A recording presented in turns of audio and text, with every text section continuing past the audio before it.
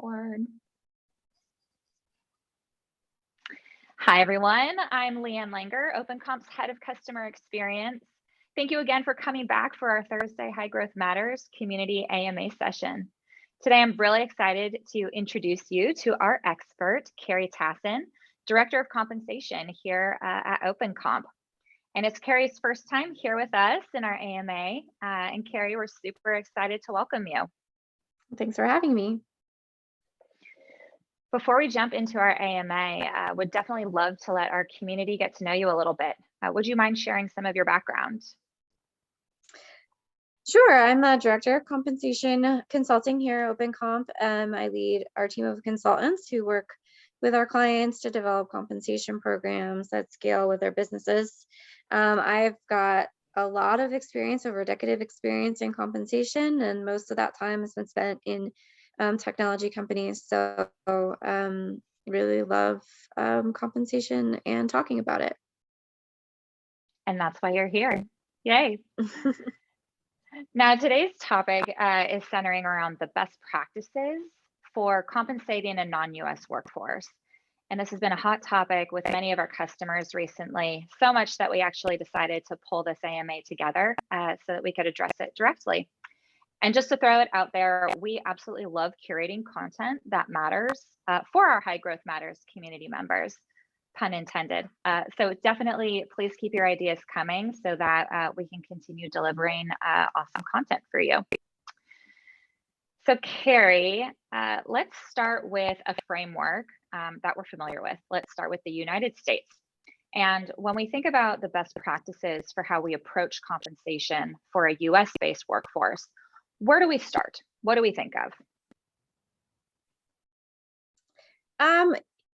For a U.S. organization, I think we start with paying competitively. And in order to do that, you have to know what that means for your organization. So we always recommend that you establish a compensation philosophy that defines things like your talent market, your competitive position to market, your pay strategy for base, bonus, equity, if you have all of those components of pay, and also how you'll approach pay for different geographies and things like that. Once you know your compensation philosophy, you want to use a reputable survey data source with verified compensation data to obtain market data. And then you want to make sure that data source is, again, the right one for your company based on your stage and your talent market, where you're recruiting and who you're recruiting. And you want to benchmark and level your employees against that survey. And then you can either determine individual employee pay on market, or, maybe you put together ranges or something that are we recommend based on market data. And then, you iterate, you update, you pay attention, and you see how it's working and if it's meeting your business needs. This makes me think of our compensation roadmap, which is something that we've talked about many times in some of our other webinars, the OpenComp webinars that we've done. But in our compensation roadmap, it's important that we set a strong foundation before we start making any compensation decisions for our team. And that strong foundation is routed, super firmly in good data, right? And when I say good data, I mean data that is timely produced, data that's relevant to your company's stage of growth, and also data that's been verified.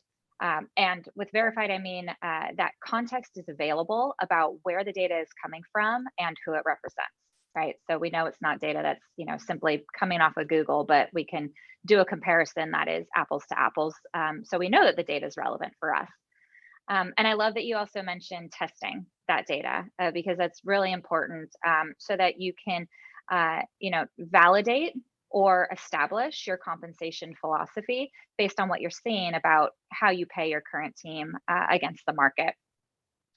So Carrie, when we take this approach and we consider hiring outside of the US, what changes? Well, nothing changes about the approach per se, but you do have additional challenges or nuances trying to get that good data outside of the US.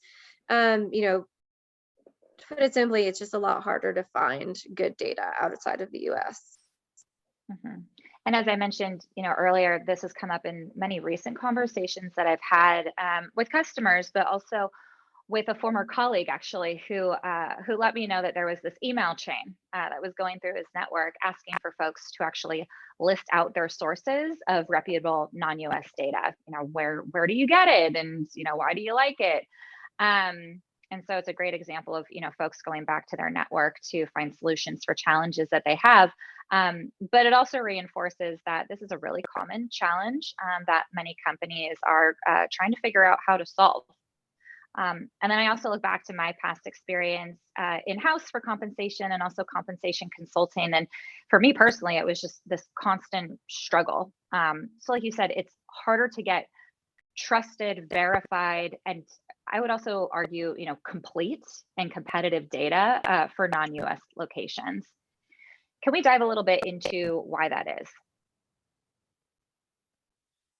Well, I mean, the world is really big. There's a lot of countries, and it sounds really silly, but it's kind of true. I mean, it's really just difficult to know to kind of obtain that type of data. It's not as organized in other places like it is here. Um, in some places, it's difficult to get data at all. And I think, you know, like you were saying, data density is a big issue. Having enough data points to make any of the sort of recommendations in the survey meaningful is a challenge.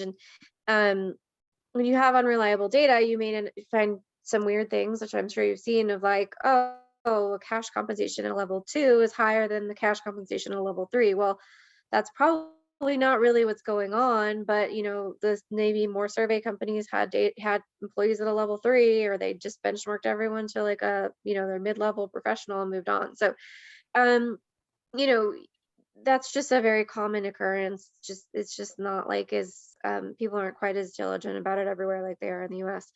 And I think, you know, the other problem you'll see with the lack of data density is you just don't get the nuance out of your data like you do here. Like you don't get like as much specific city pay, or like you know, we get upset if we don't have data, you know, data down to the city, and we have to look at the whole, you know, whole state or whole region. And it's just like, if you're lucky if you get a region in other countries.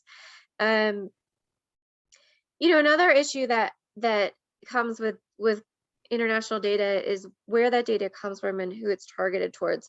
You know, there are some survey providers you're talking about, like the where you can get the reputable data. Some of the survey providers that probably are in the list of more reputable sources, they're focused on, you know, local companies. Like data comes from local companies hiring local nationals. And there are other of those, you know, other survey providers that may have data from US companies hiring in local nationals, or like expatriates working in another country, but they're coming from the US, that they're US companies hiring in other places. And those companies tend to pay a lot more. And it's probably not really surprising, you know, as to why. So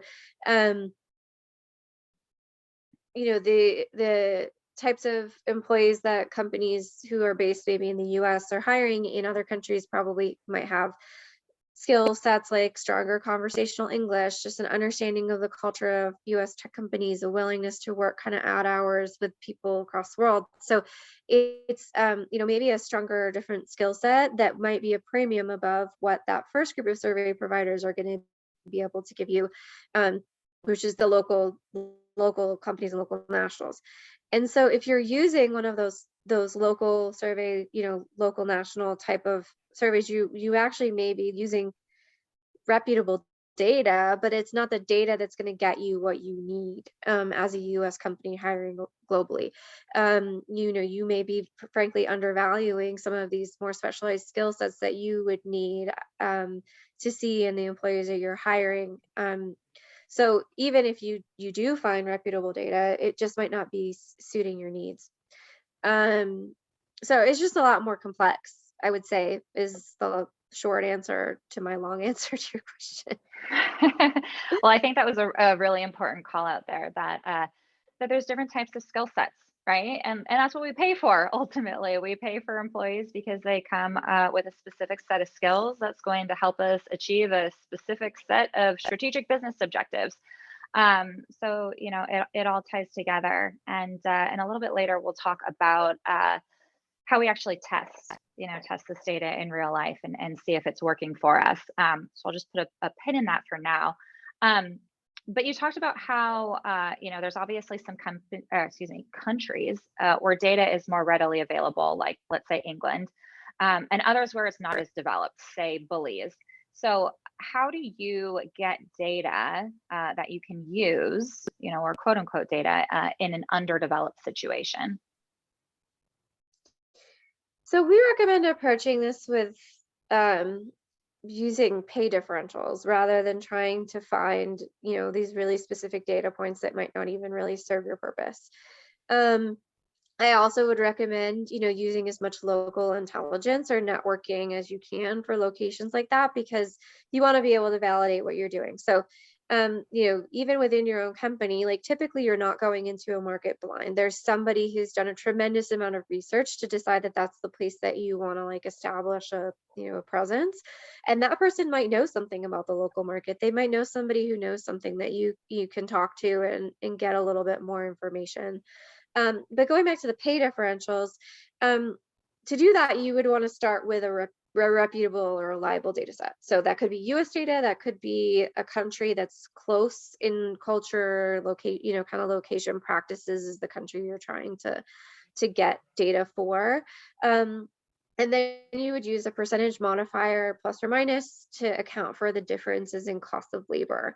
So you have two reliable things. You have one reliable data set and one reliable cost of labor indicator. Generally, that cost of labor indicator, that differential, there are providers out there like ERI, certain survey companies that will actually give you like pretty reliable cost of labor differentials. So you're taking two different reliable things and putting them together rather than going the easier route, but it still at least isn't like you're shooting a dart at the map. Mhm. And that percentile, that difference is called a geographic differential or pay differential. Like I said, that's going to be cost of labor based, not cost of living. So you can track that change over time and track the changes in the two data points that you do have to be able to know how you want to keep paying folks in those harder to pin down locations. I would say though, even with this approach, even though you are taking two kind of reliable data indicators and putting them together, you do want to run those rates by your internal or external hiring teams by that that person in your company that you've identified as being a little bit of a market expert, and pay really close attention when you're recruiting or as you're operating in a country to see whether that is working. Listen to your employees, listen to your candidates, make sure that your approach is the right approach. And I guess that would be there's the other way you could potentially get data in countries where there isn't much is to call around, look at pay ads and stuff. But if that's your practice and you do that over time, it might get a little bit exhausting. So I definitely think use the data that you have is probably the better approach. And I'm going to make a plug here because this is exactly why our High Growth Matters community exists, right? To help you network with folks that are, dealing with growth challenges similar to you. And so this is the perfect place. What are your hiring practices and so-and-so location? Which data source are you using? What cost of labor differentials are you finding effective here? So definitely leverage our community to reach out to folks, dealing with the same stuff. So just to summarize, Carrie, so these pay differentials are essentially helping create stability when stability is lacking. Is that ultimately a good summary? Yeah, I think it's a way to get to data without having the same kind of traditional market data that we're necessarily used to. And that pay differential approach is also really useful, not just in countries where you don't have good data or good data isn't available. It actually can also be really useful in markets where you could obtain good survey data, but you only maybe have a couple of people in country. So maybe your survey provider charges by country, and you're only looking to hire like a couple of account executives and 3 engineers. Like it may not be worth it to you to go through the administrative burden of obtaining local market data and tracking that for every single country where you're just going to have a handful of people, rather than establishing pay differentials in those locations, and you're going to save yourself a lot of time and a little bit of money. And so where that stability is definitely a benefit of the pay differentials, I would say another huge benefit is the administration is easier, and the cost can be less, to obtain that kind of information. Yeah, that Um, definitely makes sense. yeah. Is there anything else that we should look out for when we're setting our global pay differentials? Yeah, I would say it's really important to keep in mind local pay practices and the way that people are paid in other countries, which can be very different than in the US. And kind of in concert with that culture, local culture around work and pay. Um, for example, in some countries, we talk about a pay differential, we kind of think one number, but in some countries there's a much wider variance in like how lower or entry level pay and management or executive level pay is than there is in the US, meaning like a, a differential for like a very entry level role between that and US data is very, very significant. But when you get towards like an executive level, it's actually very, very small. So if you established like one single geo differential, you might be fine for like your middle, but like, you're probably way overpaying at the lower end and, way overpaying at the higher end. So, or underpaying at the higher end. So you want to be conscious of things like that, like paying attention to what pay practices are like in countries. You may need a couple of differentials to really make it work. That same concept can apply if there's like a high demand role or group of roles in a country. Like, maybe a lot of US companies have targeted that location as a place to hire engineers. So if you look at a straight cost of labor differential, you might think, oh, this is very inexpensive, but the actual supply and demand of that one specific role is different than the rest of the labor market. And so you want to be conscious of things like that. And that's why that testing and that iterating is really important. um you know and I guess the last thing I would say is pay attention to cultural differences, regulatory differences. um for cultural differences, in some countries people get promoted like a whole lot more than they do in the US. So if you have only your fixed amount of US levels, IC 1 through 6, you may run out of you may run into an issue trying to deal with that like cultural expectation versus what your infrastructure is set up to do. And regulatory, you may have to think about like tax rules around stock and things like that. So doing your research is probably really the thing I would encourage you to do the most, is really understand the market that you're going into, and don't necessarily just think you're going to take your US systems and mirror them exactly somewhere else. Yeah, I like that. Knowing where you're trying to hire, understand the culture, understand what's valued and what's expected, and formulate your game plan around that. I think that's a really, really good call out.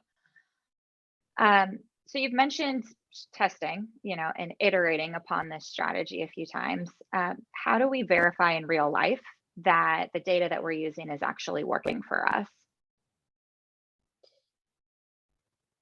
Yeah, I think it's a really good idea when you don't have like that perfect objective data to lean a little more into your experience of how it's working and the experience of those who are actually executing against your strategy, which is usually like hiring managers, recruiters, those kinds of things. You know, I I in my past life used to get really married to data. And if a recruiter thought they were having some issues with like hiring in a role, I'd be like, oh, you're probably not hiring the right person, or you're not selling the whole story. And yeah, that absolutely could be the case. But data is just data. It's informative. I'm here to tell you from experience that like data is just data point. It's a thing that's going to help you inform your decisions. You have to know, and you have to see from experience if the decisions that you've made are actually accomplishing your business objectives. And so, pay attention to your recruiting and retention metrics. Why are people accepting and declining offers? Why are they staying at the company? Why are they leaving? Is it because of compensation? And if it's because of compensation, is it really because of compensation, or is it because, that's the easy answer?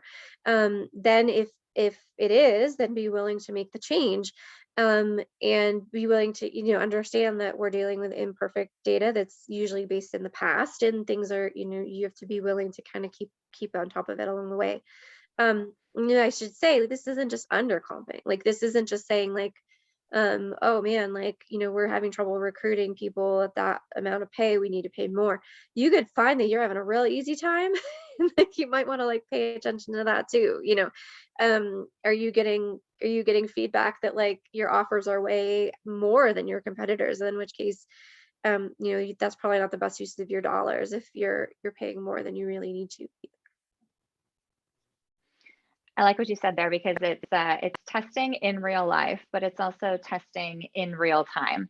So it's super important. And this is kind of the holy grail, I would say. Like, you're trying to keep your finger on that compensation pulse, so that at any given time you get a sense: how am I doing? Am I successfully hitting my objectives? Am I, successfully meeting my hiring plan, or am I falling short? And then having, that level of thoughtfulness around the reasons why, so that you can redirect. And you can make these, either slight or large adjustments, so you can get yourself back on the path that's going to bring you, to your successful objective.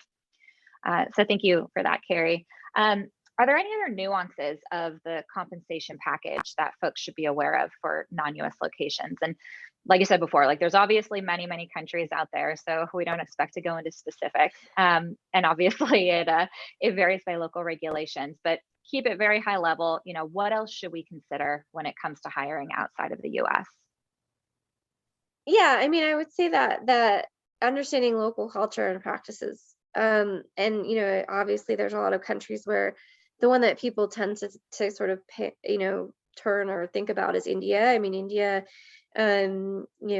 if you're hiring, typically people are talking about cost to company, which is a different component of pay that has a few things tied to it. And so if you're just looking at base pay, um, it, that's only a part of cost to company. And so you want to understand what those other things are, that, so you're having the same conversation as your candidates or your employees.